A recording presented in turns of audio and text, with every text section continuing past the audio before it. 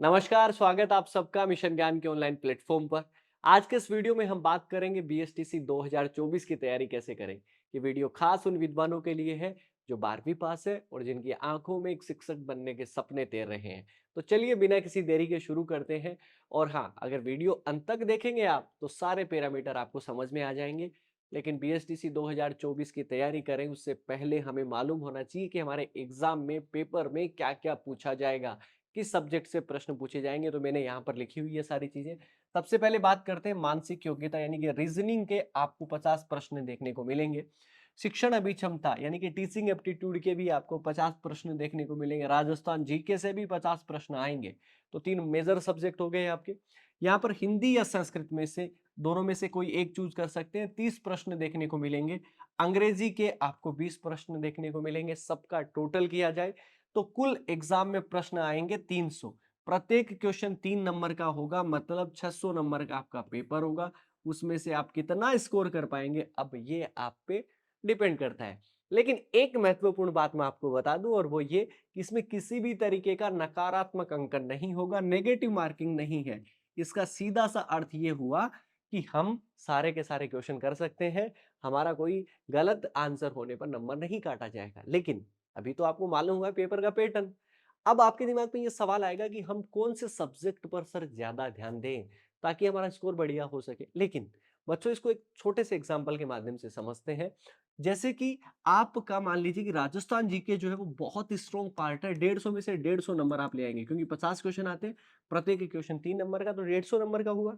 इसमें आप पूरे में से पूरे नंबर ले आए तो क्या एग्जाम में पास हो जाओगे? बिल्कुल भी नहीं। हमें और सब्जेक्ट में भी तो नंबर लेके आने पड़ेंगे। इसका सीधा सा मतलब ये है कि चाहे आपका ये स्ट्रॉन्ग पार्ट है लेकिन आपके जो वीकर पार्ट है, जैसे कि मान लीजिए कि रीजनिंग आपका इतना स्ट्रॉन्ग पार्ट नहीं है तो इसको पढ़ना पड़ेगा, इस पे ध्यान देना पड़ेगा। हिंदी या संस्कृत में से भी ध्यान देना पड़ेगा, अंग्रेजी पर भी ध्यान देना पड़ेगा और इसके अलावा टीचिंग एप्टीट्यूड पे भी ध्यान देना पड़ेगा। क्यों? क्योंकि बच्चे जो है वो कई बार एक एक क्वेश्चन की वजह से पीछे रह जाते हैं। तो हम किसी सब्जेक्ट को छोड़ने की गलती तो बिल्कुल भी नहीं कर सकते। हमें सभी सब्जेक्ट पर कमांड करनी है। ओवरऑल इतनी कमांड होनी चाहिए कि हमारे प्रश्न जो है वो सही हो जाए। बस इससे ज्यादा कोई जो है वो ज्यादा वैल्यू नहीं रखेगा। तो ये आपको समझ में आ गया कि हमें सभी सब्जेक्ट को आगे लेके चलना है और बढ़िया तरीके से उनकी तैयारी करनी है। लेकिन जब आप पढ़ रहे होंगे तब आपके दिमाग में यह भी सवाल आएगा कि सर जब हम सब्जेक्ट पढ़ रहे हैं तो उसके नोट्स बनाने हैं कि नहीं बनाने हैं।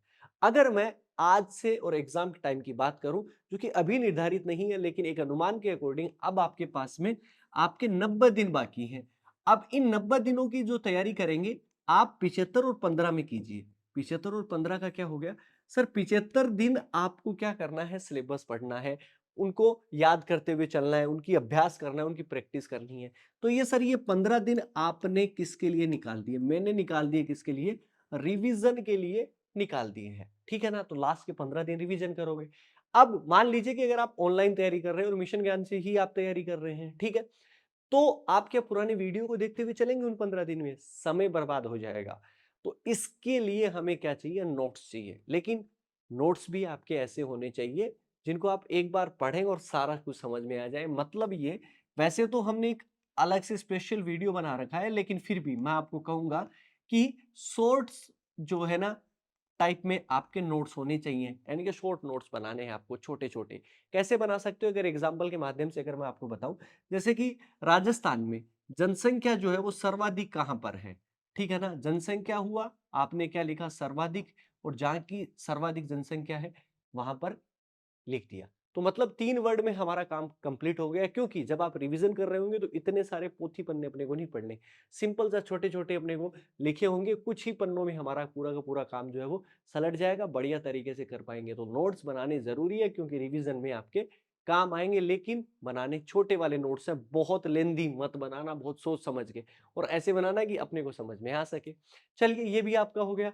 लेकिन ये भी सवाल उठता है बार-बार कि सर कितने घंटे पढ़े ताकि बीएसटीसी अपना क्लियर हो जाए? बस अपने को इतने से मतलब है। पहली बात तो ये कि जिस तरीके से कोई एक इंसान एक जॉब पर जाता है, उसी तरीके से स्टडी भी एक फुल टाइम जॉब है। उसको भी बढ़िया तरीके से करना है। लेकिन घंटों में इसको बाँटना थोड़ा-सा मुश्किल काम है, क्योंकि सबकी अलग-अलग क्या होती है? कैपेसिटी होती है। जैसे कि बात करें, राजस्थान की नदियाँ पढ़ना है। अब अगर आप मुझे राजस्थान की नदियाँ देंगे ना, क्योंकि मैं तो जिस सब्जेक्ट पे कमांड है वो मेरी रीजनिंग है। लेकिन राजस्थान की नदियां अगर आप कहोगे तो मुझे कितने घंटे लगेंगे? 3 घंटे लगेंगे। लेकिन विद्वानों अगर आप पढ़ेंगे तो उसको कितने घंटे में कर लेंगे? 1 घंटे में कर लेंगे। तो कैपेसिटी तो अलग-अलग हो गई। तो इसका मतलब सबके लिए घंटे भी अलग-अलग हो गए। इससे अच्छा सबसे बेस्ट ऑप्शन क्या है कि आप, जैसे कि मैंने आपको बताया कि 75 दिन में आपको सिलेबस कवर करना है, तो आप उन 75 दिनों को बाँट दीजिए एक-एक दिन के अंदर। ठीक है ना? छोटे-छोटे टुकड़ों में कि आज मैं पहले दिन जब स्टार्ट कर रहा हूं तो पहले दिन में मैं जीके का एक टॉपिक पढ़ूंगा, वो हो गया राजस्थान की नदियां। रीजनिंग में एक टॉपिक पढ़ूंगा कोडिंग डिकोडिंग। हिंदी में पढ़ूंगा संज्ञा। ठीक है जी। इस तरीके से अंग्रेजी में पढ़ूंगा परिपोजिशन पढ़ूंगा। टीचिंग एप्टीट्यूड में कोई लर्निंग एबिलिटी का कोई एक टॉपिक पढ़ूंगा। इसका मतलब सबके एक एक टॉपिक आपने पढ़े। अब आप सुबह ही आपने टारगेट ले लिया कि मुझे कुछ भी हो जाए, मुझे ये वाला काम कंप्लीट करना ही करना है। और अगर आपने वो काम कंप्लीट कर दिया, सुबह जब उठेंगे तो गालों में लालिमा छा जाएगी। क्यों? क्योंकि आप अपना एक टारगेट, एक टास्क कंप्लीट कर चुके होंगे और फिर आप दूसरे दिन टारगेट लेंगे, वो भी कंप्लीट कर लेंगे, फिर तीसरे दिन, चौथे दिन, और ये ऐसे-ऐसे करते आदत बन जाएगी। और आदत जब बनेगी तो सक्सेस आपके पास में होगी। और इसके अलावा आज जितना पढ़ रहे हैं, एग्जाम टाइम में आपका माइंड, आपका जो बॉडी है वो ऑलरेडी इतना तैयार हो चुका होगा, वो आपको खुद कहेगा और पढ़ो, 8 घंटे से कुछ नहीं है, मैं 10 घंटे भी पढ़ सकता हूं, मुझे तो बढ़िया स्कोर करना है। तो टारगेट बेस्ड पढ़ाई कीजिए। घंटे फिर भी आपको डिमोरलाइज कर सकते हैं। तो ये भी आपको समझ में आ गया। लेकिन एक सवाल और भी है, क्योंकि कुछ बच्चे ऐसे भी होंगे जिन्होंने 2023 में एग्जाम दिया था, अपनी कुछ गलतियों की वजह से रह गए थे और अब वो 2024 में तैयार है। तो ये तो यकीनन बात है कि जिन्होंने 2023 में पढ़ा, उनको कुछ याद है, उनको चीजें पता हैं और 2024 में भी वो तैयारी कर रहे हैं। इसका मतलब उनके पास में थोड़ा सा वेटेज तो है, इसका मतलब इतना तो है। लेकिन इसका मतलब ये कतई नहीं है कि फ्रेशर स्टूडेंट आपके लग ही नहीं सकते। बहुत सारे फ्रेशर स्टूडेंट जो है वो इस एग्जाम को क्रैक करते हैं। अब क्या करना, अलग क्या करना होगा? अलग कुछ नहीं करना, केवल ध्यान किस पे रखना है? फोकस स्टडी पे रखना है। टारगेट बेस्ड अपनी की पढ़ाई करनी है, अपने सिलेबस को कवर करवाते जाना है। और इसके अलावा फ्रेशर स्टूडेंट हो या फिर आप चाहे वो एक्सपीरियंस वाले स्टूडेंट हो, मिशन ज्ञान आपकी क्या हेल्प कर सकता है विद्वानों? अभी जो प्रॉपर बैच बीएसटीसी के लिए भी अनाउंस हो जाएंगे, लाइव बैच भी हो जाएंगे, मैराथन भी हो जाएगी, बहुत सारी चीजें हम दे देंगे। लेकिन अगर आप आज से ही तैयारी करना करना चाह रहे हैं तो उसके लिए आप जिस चैनल पर अभी हैं, राजस्थान एग्जाम बाई मिशन ज्ञान पर, इसमें क्या है, आपको प्ले लिस्ट में जाना है और प्ले लिस्ट में जाकर वीडियोस हैं, हर सब्जेक्ट के टॉपिक वाइज वीडियोस पड़े हुए हैं, उनको आप पढ़ लीजिए। वही है पढ़ाई, आप लाइव में पढ़िए, आप रिकॉर्डेड में पढ़िए, कहीं भी पढ़िए, पढ़ना वही है, याद आपको ही करना है। इसका मतलब ये नहीं है कि बैच जब अनाउंस होगा तभी याद होता है, नहीं, ऐसी गलती मत करिए। और लोगों से 2 स्टेप आगे रहिए, बढ़िया तरीके से तैयारी करिए। लोग इस तरीके के कमेंट करते हैं बच्चे कि सर बैच कब स्टार्ट होगा, बैच कब? पीटीटी बीएसटीसी का कंबाइंड बैच भी हमने चला रखा है, वहां से आप पढ़ लीजिए। चीजें वही हैं और वही आपके एग्जाम में आएंगी और इतना बढ़िया तरीके से सभी टीचर्स के द्वारा पढ़ाया गया है।